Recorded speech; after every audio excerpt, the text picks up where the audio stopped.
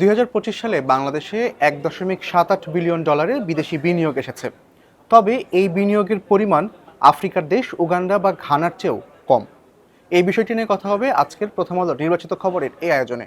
আপনাদের সবাইকে স্বাগত জানাচ্ছি। আমি এস আল আরেফিন, আর আমার সঙ্গে রয়েছেন প্রথম আলোর head of deep news Rajib Ahmed. Rajib Ahmed, আপনাকে স্বাগতম। রাজীব আহমেদ, আজকে প্রথম আলো বিদেশি বিনিয়োগ নিয়ে একটি প্রতিবেদন প্রকাশিত হয়েছে। তো আমরা দেখলাম যে ২০২৫ সালে 1.78 বিলিয়ন বিনিয়োগ পেয়েছে বাংলাদেশ। তো সাধারণভাবে এটা কি আসলে বাংলাদেশের জন্য ভালো একটা পরিমাণ, না কি আসলে ব্যাপারটা?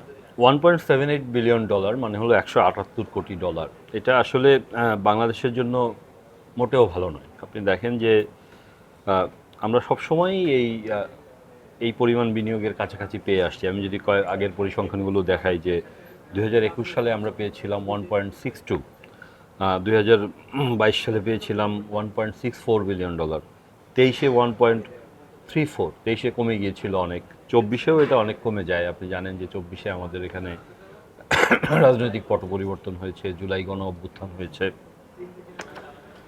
তো দেশে একটা রূপান্তর ঘটেছে। ওই ধরনের পরিস্থিতিতে সাধারণত দেশি বিনিয়োগও কম হয়, বিদেশি বিনিয়োগও কম হয়। 2025 সালে যেটা হলো যে আমাদের অনেক বাড়লো, সেটা যদি বলেন যে 45% বেড়েছে, কিন্তু মাথায় রাখতে হবে যে 2024 সালে অনেক কমে গিয়েছিল, সেখান থেকে আমরা বেড়েছি। তার মানে আপনার বেস মানে ভিত্তিটা অনেক কম ছিল, সেখান থেকে অল্প বাড়লেই মনে হয় যে অনেক বেড়ে গেছে। কিন্তু আমরা যদি সামগ্রিক তুলনা দেখি যে আসলে অন্যান্য বছরগুলোতে অতীতে কত পেয়েছিলাম, আমি এখানে একটা পরিসংখ্যান দিতে পারি যে 2015 সালে আমরা কিন্তু 2.83 বিলিয়ন ডলার পেয়েছিলাম।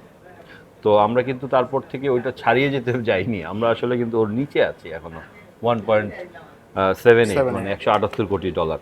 তো এটা আসলে বাংলাদেশের জন্য, বাংলাদেশের অর্থনীতির যে আকার বা এটা খুব বেশি নয়। তাহলে রাজীব আহমেদ, বিশ্বের সমপর্যায়ে অর্থাৎ বাংলাদেশের সমপর্যায়ে যে সমস্ত অর্থনীতির দেশ রয়েছে বা দেশের অর্থনীতি রয়েছে, সেগুলোতে আসলে কীরকম অবস্থা, সেগুলোতে কীরকম বিনিয়োগ পাওয়া যাচ্ছে? দেখেন, অর্থনীতির সমপর্যায়ে বলছি আমরা কোন দৃষ্টিতে, একটা হলো বিষয় যে দেখেন আমাদের অর্থনীতি ভারতের চেয়ে কিন্তু অনেক বড় ছোট হবে, কারণ হলো ভারত অনেক বড় দেশ।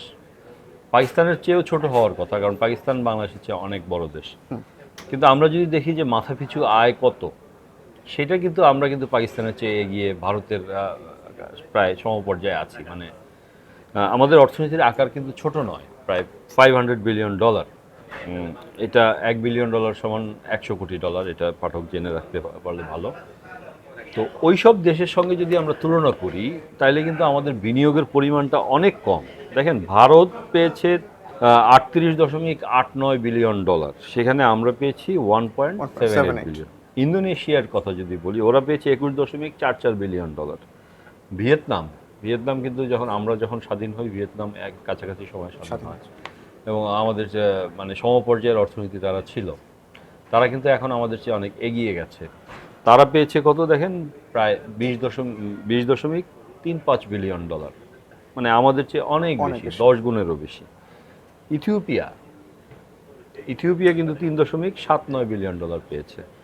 আমরা ঘানা, উগান্ডা এইসব দেশকে, আফ্রিকার দেশ, ওরা কিন্তু আমাদের চেয়ে অনেক বেশি, ওরা আমাদের চেয়ে বেশি বিনিয়োগ পেয়েছে। তার মানে এইটা কি নতুন? এটা নতুন না, এটা সবসময়ই আমরা কম বিনিয়োগ পাই এবং আমাদের সমপর্যায়ের অর্থনীতির দেশগুলো বা তারা আমাদের চেয়ে অনেক বেশি বিদেশি বিনিয়োগ পায়। আচ্ছা, আপনি যে ঘানা, উগান্ডা সহ আফ্রিকার বিভিন্ন দেশের কথা বলছিলেন যে তারা আমাদের চেয়ে অনেক বেশি বিনিয়োগ পায়, তারা আসলে কেন পায় বেশি, আমরা কেন কম পাচ্ছি? এই যে রিপোর্টটা, এটা হলো জাতিসংঘের যে সংস্থা আংটাড, তাদের রিপোর্ট। সেখান থেকে আমরা বলছি, তারা প্রতি বছর একটা বৈদেশিক বিনিয়োগের হিসাব দেয়। ওখানে দেখা গেল যে ঘানা বা উগান্ডা এইসব দেশে জ্বালানি খাতে, তাদের খনিজ সম্পদ খাতে বিনিয়োগ এসছে, বিদেশি বিনিয়োগ এসছে। এখন ধরেন সেখানে তারা বিনিয়োগ পেয়েছে। এখন আমাদের কি খনিজ সম্পদ বা এই ধরনের খাতে বিনিয়োগের প্রয়োজন নাই? অবশ্যই বিনিয়োগের প্রয়োজন আছে। যেমন আমরা সমুদ্রে গ্যাস উত্তোলনের চেষ্টা করছি অনেক দিন ধরে, আমাদের জানেন অর্থনীতি ভুগছে গ্যাসের সংকটে, কিন্তু পিএসসি চুক্তি, যেটা অংশীদারিত্ব চুক্তি না হওয়ার কারণে কিন্তু আমরা বিদেশি বিনিয়োগ সেই সমুদ্রে গ্যাস অনুসন্ধানে, আমরা খনিজ সম্পদ অনুসন্ধানে করতে পারিনি। আমাদের ওই বিনিয়োগও যেমন কম আসে, আবার অন্যান্য বিনিয়োগ যেটা সার্ভিস সেক্টরে অথবা ম্যানুফ্যাকচারিং সেক্টরে অথবা অন্যান্য সেক্টরে যে বিনিয়োগ আসবে, সেগুলোও কিন্তু কম আসে। তো ওই সব দেশ অনেক বেশি পায়, বিশেষ করে ভিয়েতনাম, ইন্দোনেশিয়া এইসব দেশ তো নানা শিল্পে নানা ধরনের বিনিয়োগ পায়। আমরা কিন্তু কম পাই। যেমন ভিয়েতনামে আপনার স্যামসাংয়ের যে ফ্যাক্টরিটা আছে, আপনি জানেন আমরা এক সময় স্যামসাংয়ের বিনিয়োগ বাংলাদেশে হবে বলে শুনেছিলাম। তাদের প্রতিনিধি দল এসেছিল, নানা ধরনের বিশ্লেষণ হয়েছিল, কিন্তু আমরা দেখলাম যে স্যামসাংয়ের বিনিয়োগ হয়েছে ভিয়েতনামে, এবং সেখান থেকে কিন্তু ওরা স্যামসাং 60 থেকে 70 বিলিয়ন ডলার এক্সপোর্ট করে তাদের একটা ফ্যাক্টরি থেকে, যেটা আমাদের টোটাল রপ্তানির চেয়ে বেশি। ওইরকম একটা ফ্যাক্টরি যদি আমাদের দেশে হইতো তাহলে কিন্তু আমাদের বিনিয়োগ, আমাদের রপ্তানি আয় অনেক বেড়ে যেত। আচ্ছা, তাহলে একটা দেশের জন্য, একটা দেশের অর্থনীতির জন্য এই বিদেশি বিনিয়োগটা কেন প্রয়োজন? ওই যে বলছিলাম আমি যে যখন বিদেশি বিনিয়োগ আসে তখন অনেক কিছু নিয়ে আসে, যেমন তারা টেকনোলজি নিয়ে আসে। আমাদের দেশে যে শিল্প কারখানাগুলো হয়, এগুলো কিন্তু অনেকটা ওই বিদেশি টেকনোলজির বিনিয়োগের ট্রান্সফার হয়েছে বাংলাদেশে।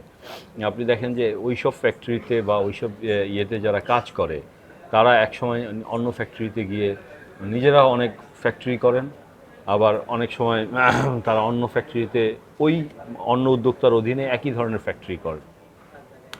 আমাদের যে গার্মেন্টস শিল্পের সূচনা হয়েছিল, দেশ গার্মেন্ট, তারা কিন্তু প্রথমে বাংলাদেশ থেকে 170 জনের মতো কর্মী কোরিয়ায় প্রশিক্ষণে পাঠিয়েছিল। সেই 170 জনের মধ্যে বেশিরভাগ পরবর্তীতে কিন্তু নিজেরা ফ্যাক্টরি করেছেন, এবং গার্মেন্টস শিল্প যে এই পর্যায়ে এসছে, এটার বড় একটা কারণ হলো টেকনোলজি ট্রান্সফার। আপনি দেখেন যে ইয়াংওয়ানের কারখানা বাংলাদেশে আছে। ইয়াংওয়ান কিন্তু বাংলাদেশের পোশাক খাতে সবচেয়ে বড় রপ্তানিকারক। এখন এই ইয়াংওয়ানের মতো যদি 10টা রপ্তানিকারক আমাদের থাকতো, তাহলে কিন্তু আমরা ওই 10টা রপ্তানিকারকই 30 বিলিয়ন ডলারের বেশি এক্সপোর্ট করতেন। আমার দেশীয় ফ্যাক্টরি তো ছিলেন। এখন এক্সপোর্ট যদি অনেক বেশি করেন তাহলে কি লাভ হয়? আমাদের বৈদেশিক মুদ্রা বাড়ে, বৈদেশিক ডলারের দাম কম থাকে। ডলারের দাম যখন কম থাকে তখন আপনি কিন্তু সস্তায় জিনিসপত্র কিনতে পারেন। 2022 সালে আমাদের যে মূল্যস্ফীতি হলো, ডলারের দাম বেড়ে যাওয়ার ফলে ডলারের দাম বাড়লো 86 টাকা থেকে 123 টাকা হলো, প্রায় 40% বাড়লো। এই 40% বাড়ার ফলে আমাদের সব পণ্যের দামই কিন্তু আপনার 20, 30, 40% বেড়ে গেছে। আজকে যে 10%-এর কাছাকাছি মূল্যস্ফীতি, এটার কিন্তু একটা বড় কারণ সেই ডলার সংকট। ডলার সংকটের জন্য আসলে আমাদের এক্সপোর্ট খাতে বিদেশি বিনিয়োগটা দরকার, যাতে আমরা আরও বেশি এক্সপোর্ট করতে পারি। এক নম্বর, টেকনোলজি ট্রান্সফারের কথা আমি বললাম। তৃতীয়ত হলো বিদেশি বিনিয়োগকারীরা দেশে কর্মসংস্থান তৈরি করে। তাদের কাছে সস্তার পুঁজি আছে, প্রযুক্তি আছে, তাদের কাছে আপনার এই জ্ঞানটা আছে। তারা আমাদের দেশে যখন বিনিয়োগ করে তখন আমাদের দেশের মানুষের কর্মসংস্থান হয়। তো সব ক্ষেত্রে বিদেশি বিনিয়োগ দরকার, এটা আসলে কিন্তু বিশ্ব স্বীকৃত। তাহলে এই মুহূর্তে আসলে করণীয় কি? সরকার কি করলে এই বিনিয়োগটা বাড়ানো যেতে পারে? দেখেন, বিনিয়োগ বাড়ানো নিয়ে আমাদের দেশে বহু বছর ধরে আলোচনা হচ্ছে, কিন্তু আমাদের সমাধান কিন্তু খুব একটা হচ্ছে না। প্রথম কথা হলো, আমাদের বিদেশি বিনিয়োগকারীরা কেন আসবেন? আইসা তারা এখানে আমলাতান্ত্রিক জটিলতায় পড়বেন, ঘুষ দুর্নীতির মুখে পড়বেন। সেসব কারণে কিন্তু বিদেশি বিনিয়োগকারী আসতে চান না। তাদেরকে গ্যাস দিতে হবে, তাদেরকে বিদ্যুৎ দিতে হবে। 2009 সালের পর থেকে আমাদের দেশে কিন্তু গ্যাসের সংকট, গ্যাসের সংকট, এবং সেই কারণে কিন্তু আমাদের দেশীয় ফ্যাক্টরিগুলো কিন্তু বিনিয়োগ করে পড়ে আছে। আমরা কয়েকদিন আগে একটা রিপোর্ট লিখেছিলাম, বিনিয়োগ করে পড়ে আছে, চালু করতে পারতেছে না। তো তাহলে যদি গ্যাসই না থাকে তাহলে কিভাবে তারা বিনিয়োগ করবে? আপনি ব্যবসা সহজ করার জন্য আওয়ামী লীগ সরকারের আমলে নানা উদ্যোগ নেওয়া হয়েছিল, সেটা কিন্তু খুব বেশি ফলপ্রসূ হয়নি, এবং এখন খুব বেশি জোরালোভাবে উদ্যোগ নেওয়া হচ্ছে, সেটা আমরা দেখছি না। তাহলে ব্যবসা যদি সহজ না হয়, আমলাতান্ত্রিক জটিলতা থাকে, জ্বালানি সংকট থাকে, পদে পদে বিদেশি বিনিয়োগকারীকে ভোগান্তি পোহাতে হয়, তাহলে তারা কেন আসবেন? আচ্ছা, তাহলে এই মুহূর্তে এই যে 2025 সালে যে 1.78 বিলিয়ন ডলারের বিদেশি বিনিয়োগটা এসেছে, এটি নিয়ে আসলে সরকার এখন কি বলছে? সরকারের ভবিষ্যতে পরিকল্পনা কি? দেখেন, এই সরকারের আসলে দায় দিয়ে লাভ নেই, কারণ এই সরকার তো এসছে মাত্র কয়েক মাস হলো। ফেব্রুয়ারি মাসের 18 তারিখে এই সরকার দায়িত্ব নিল। এই সরকারের নির্বাচনী ইশতেহারে কি অঙ্গীকার আছে সেটা আমরা দেখতে পারি। তারা কিন্তু বাংলাদেশকে $1 ট্রিলিয়ন 2034-35 সালের মধ্যে $1 ট্রিলিয়ন ইকোনমি করার কথা বলছে। তার মানে আমার ইকোনমির সাইজ এখন হলো $500 বিলিয়ন। এটাকে অনেক বড় করতে হবে। তো সেই দ্বিগুণ করতে হবে। সেই দ্বিগুণ করতে গেলে আপনাকে কী করতে হবে? দেশীয় বিনিয়োগ বাড়াতে হবে, বিদেশি বিনিয়োগ বাড়াতে হবে। আমাদের জিডিপির অনুপাতে কিন্তু দেশি বিনিয়োগও কমছে, শুধু বিদেশি বিনিয়োগ নয়। তাহলে এখন একটা জুলাই গণঅভ্যুত্থানের পরে এখন একটা স্থিতিশীল সরকার আসছে। বিনিয়োগকারীরা প্রেডিকশন করতে পারবেন। তাদেরকে একটা প্রেডিকশনের একটা ক্ষমতা সুযোগ দিতে হবে, যে আমার ট্যাক্স পলিসি, আমার সরকারের নীতি, এগুলো আগামী 5-7 বছর 10 বছর এরকম থাকবে। এই সরকার ইশতেহারে নানা ধরনের প্রতিশ্রুতি দিয়েছে বিদেশি বিনিয়োগ বাড়ানোর জন্য। তারা ব্যবসা সহজ করার কথা বলছে এবং অর্থমন্ত্রী জানেন, নিজেও একজন ব্যবসায়ী, তিনি কিন্তু ব্যবসা সহজ করার জন্য এই বাজেটে নানা উদ্যোগের কথা বলেছেন। তো এই সরকারকে এখন দোষ দেওয়ার সময় নয়, আমরা আসলে দেখতে হবে যে আগামী 6 মাস, 1 বছর, 2 বছর তারা ব্যবসা সহজ করার জন্য এই যে তাদের চেষ্টাটা, এটা চালিয়ে যান কিনা। এরা যদি চালিয়ে যান, পরিবেশ যদি স্থিতিশীল থাকে, দেশের আর্থসামাজিক পরিবেশ, রাজনৈতিক পরিবেশ, আমরা যদি জ্বালানির ব্যবস্থা করতে পারি, ব্যবসাকে সহজ করতে পারি, ঘুষ দুর্নীতি কমাতে পারি, বিদেশি বিনিয়োগকারীদেরকে যদি আমরা ডেকে আনতে পারি, আমার মনে হয় যে বিদেশি বিনিয়োগ আগামী দিনগুলোতে বাড়বে। কারণ একটা জিনিস মনে রাখবেন, বাংলাদেশে যারাই ব্যবসা করতে আসে, আপনি গ্রামীণফোন বলেন, ইউনিলিভার বলেন, ব্রিটিশ আমেরিকান টোব্যাকো বলেন, ওরা কিন্তু খুবই ব্যবসা সফল।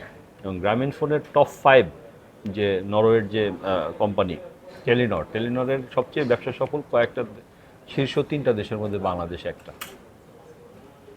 এখানে প্রফিটের হার বেশি, কিন্তু আপনাকে ব্যবসাটা করার সুযোগ দিতে হবে। সেই সুযোগটাই আমরা আসলে এতদিন খুব ভালোভাবে দিতে পারি নাই। নানা ধরনের হ্যাসেলের মধ্যে আমাদের পড়তে হয়েছে ব্যবসায়ীদেরকে। ধন্যবাদ রাজীব আহমেদ, আজকে আমরা এখানে শেষ করছি। আমাদেরকে সময় দেওয়ার জন্য অনেক ধন্যবাদ। দর্শক, আমরা এতক্ষণ কথা বলছিলাম 2025 সালে বাংলাদেশে আসা বিদেশি বিনিয়োগের পরিমাণ এবং কিভাবে সেই পরিমাণ আরও বাড়ানো যায় সেই বিষয়টি নিয়ে। আমরা আপনাদের সামনে আবারও হাজির হব নতুন কোনো বিষয়ে কথা বলতে। সে পর্যন্ত ভালো থাকুন, সুস্থ থাকুন আর প্রথম আলোর সঙ্গে থাকুন।